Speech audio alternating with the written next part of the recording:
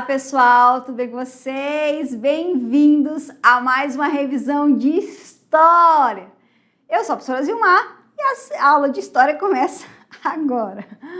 Bom, gente, na última aula nós falamos sobre Guerra Fria, aquela aula longa, cheia de informação. Agora nós vamos dar uma revisada para ver se vocês conseguiram entender tudo certinho. Então, caneta, caderno, borracha, lápis e vamos lá.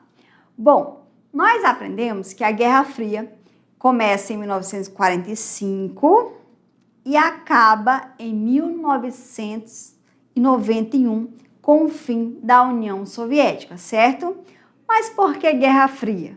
Porque não vai ter um conflito direto entre Estados Unidos e União Soviética. Vai acontecer disputas políticas, econômicas, culturais e tecnológicas. Mas em campo de guerra, Estados Unidos e União Soviética nunca vão se enfrentar. Mas por quê?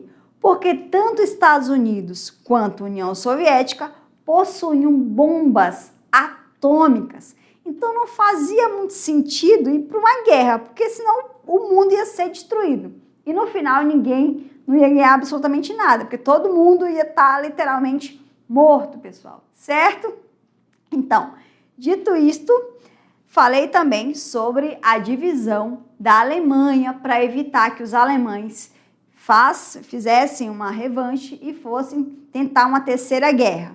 Então, a Alemanha vai ser dividida em 4 partes. Uma parte fica com os Estados Unidos, outra com a Inglaterra, França e União Soviética. Só que Berlim, que é a capital da Alemanha, vai ser dividida em 2 partes. Uma parte oriental fica com a União Soviética e a parte ocidental fica com os Estados Unidos. Para evitar a fuga, a passagem do pessoal do Oriente para o Ocidente, a União Soviética vai lá e faz o quê? Um muro, pessoal, em 1961. Esse muro simboliza, no caso, a Guerra Fria, que vai literalmente falar que o mundo está dividido entre capitalistas e socialistas, certo? Mas por que esse muro vai ser levantado? Porque no lado capitalista está tendo mais desenvolvimento, está tendo mais emprego, está tendo mais cultura e liberdade. No lado oriental, no lado socialista, a liberdade ela é confiscada, as pessoas não podem fazer o que elas querem, tudo ali é controlado pelo governo, a comida está muito cara, não vai ter emprego para todo mundo, então tá muito difícil viver em Berlim Oriental. E o que a galera começa a fazer? Começa a migrar para o outro lado. Para evitar essa fuga em massa, o governo soviético vai lá e manda construir esse muro. Lembrando que o muro não vai ser no país inteiro, não. Vai ser só em Berlim, na capital, certo? O muro só é derrubado em 1989, que simboliza o fim dessa guerra, e nós vamos ter um vencedor, que é quem? Os Estados Unidos. Dito isto, vamos para a tela. Bom, você já relembrou basicamente tudo, mas agora a gente vai dar mais uma lapidada, certo? Então vamos lá. Após o fim da Segunda Guerra Mundial, em 1945, o mundo passou a ser marcado pela disputa entre 2 grandes potências, Estados Unidos e a União Soviética. Esse período de tensão ficou conhecido como Guerra Fria, pois não houve combate direto entre as 2 potências. Os Estados Unidos defendiam o capitalismo, sistema baseado na propriedade privada e na democracia liberal.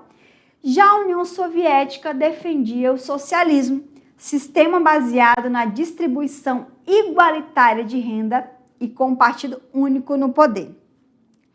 Em 1949, com a Aliança Estadunidense, formou-se uma aliança militar entre forças dos Estados Unidos e da Europa Ocidental, que vai ser a OTAN. E em 1955, os governos socialistas da Europa Oriental também resolveram formar uma aliança de ajuda militar mútua que ficou conhecida como Pacto de Varsóvia. Lembrando que essas alianças, elas vão ser criadas para caso Estados Unidos ou União Soviética invada qualquer um desses países, vai ter uma ajuda aí, uma ajuda mútua. Bom, bipolaridade, corrida armamentista e equilíbrio do terror. A União Soviética foi o primeiro país a lançar um satélite artificial no espaço.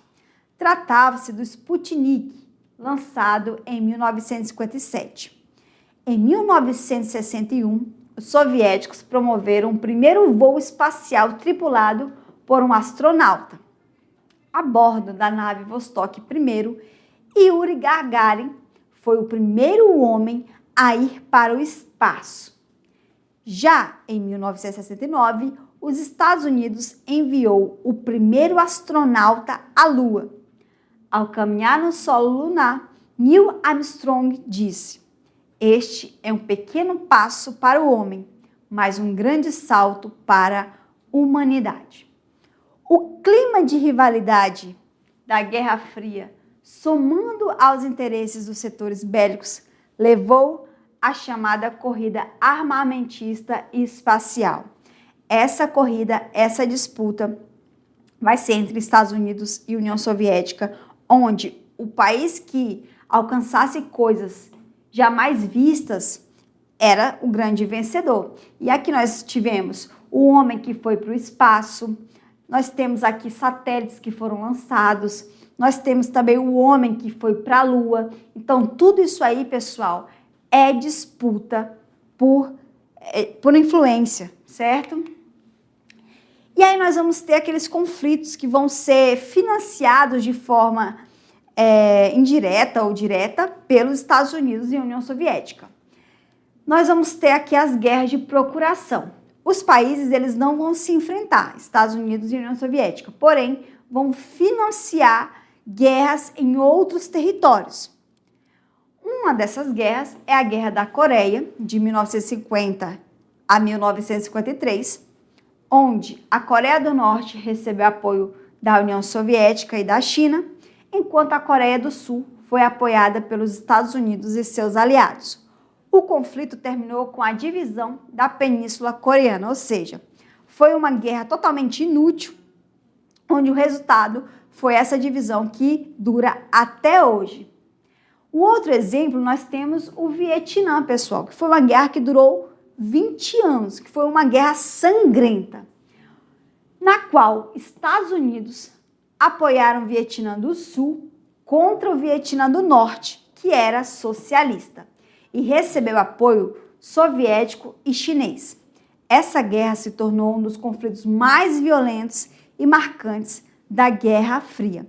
Lembrando que essa guerra aqui, Estados Unidos perde e o Vietnã ele se unifica, Sul e Norte, sob agora o governo socialista.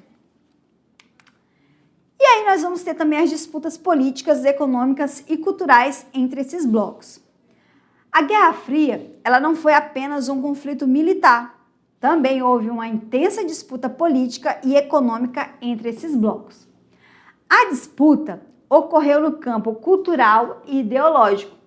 Filmes, esporte, ciência e propaganda foram usados para mostrar a superioridade de cada sistema.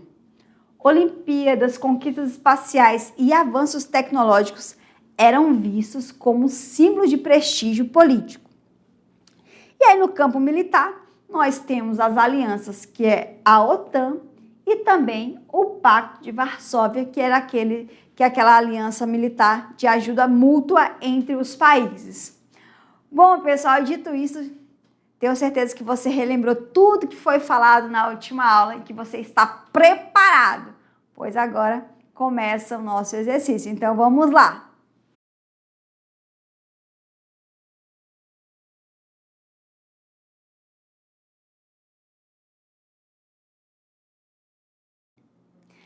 E aí, me diz, estava muito difícil? Claro que não, tenho certeza que vocês arrasaram. Então, vamos corrigir, certo?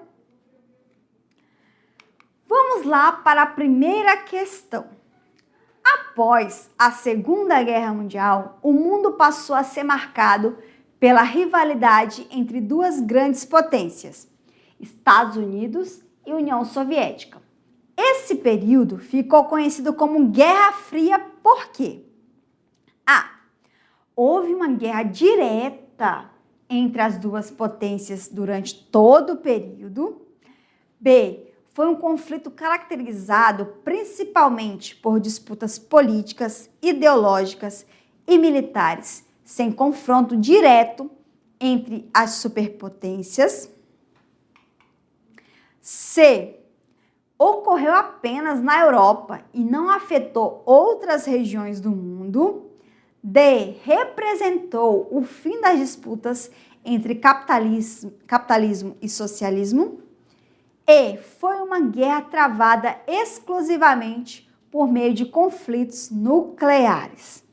Bom, essa aí tá muito fácil, né? Então, é isso mesmo que você marcou aí. A letra B. Foi um conflito caracterizado principalmente por disputas políticas, ideológicas e militares, sem confronto direto entre as superpotências. Número 2. Durante a Guerra Fria, o mundo foi dividido em dois grandes blocos ideológicos. Esses blocos representavam dois sistemas políticos e econômicos diferentes. Esses sistemas eram A. Feudalismo e capitalismo, mercantilismo e socialismo, capitalismo liderado pelos Estados Unidos e socialismo liderado pela União Soviética, D. Monarquia e república, E. Imperialismo e colonialismo. Nossa, essa aí tá dada, né? Obviamente, a letra C. Capitalismo liderado pelos Estados Unidos e socialismo liderado pela União Soviética. 3. A Guerra Fria também foi marcada por conflitos indiretos, nos quais as duas superpotências apoiavam lados opostos em guerras regionais. Um desses conflitos foi a Guerra da Coreia, B. a Revolução Francesa, C. a Guerra dos 100 Anos, D. a Guerra do Paraguai e E. a Guerra de Independência dos Estados Unidos. Então, pessoal, é isso mesmo. A Guerra da Coreia, pessoal. Da Coreia, no caso, onde vai ser dividido o país em duas partes. Coreia do Norte e Coreia do Sul. Uma curiosidade. Hyundai, pessoal, essa marca de carro, HB20, ela nasce aqui na Coreia do Sul. Olha que interessante. Também essas bandas que vocês gostam, BTS, também é da Coreia do Sul. Isso aí você já sabe, tenho certeza. Bom, vamos lá. E agora chegou aquela hora que você vai decolar para o futuro, que você vai treinar uma questão de Enem, uma questão bem difícil essa aí, hein? Bora ver se você acertou. 4. Durante a segunda metade do século XX, o mundo foi marcado pela rivalidade entre Estados Unidos e União Soviética. Apesar das fortes tensões políticas, ideológicas e militares entre essas potências, não ocorreu um confronto direto entre elas. Em vez disso, essa disputa se manifestou por meio de alianças militares, corrida armamentista, propaganda ideológica e conflitos indiretos em diferentes regiões do mundo. Esse período histórico ficou conhecido como Guerra Fria por quê? Vamos lá. A própria pergunta aí, não sei se você prestou atenção, ela está te respondendo, mas vamos lá. Por que Guerra Fria? A. Representou uma fase de cooperação econômica entre as grandes potências mundiais. B. Foi caracterizado pelo desaparecimento das disputas ideológicas entre capitalismo e socialismo. C. Ocorreu exclusivamente na Europa, sem afetar outras regiões do mundo. D. Marcou o fim das rivalidades políticas entre os países industrializados. E E. Foi um período de intensa rivalidade política, ideológica e militar entre potências, sem confronto direto entre elas. Bom, pessoal, Guerra Fria por quê?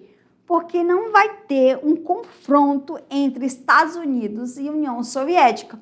A disputa deles vai ser por meio ideológico, por meio militar, para ver quem faz mais armas, na questão tecnológica, para ver quem manda não sei quem para a Lua, para o espaço, esse tipo de coisa. Então, não vai ter uma guerra direta.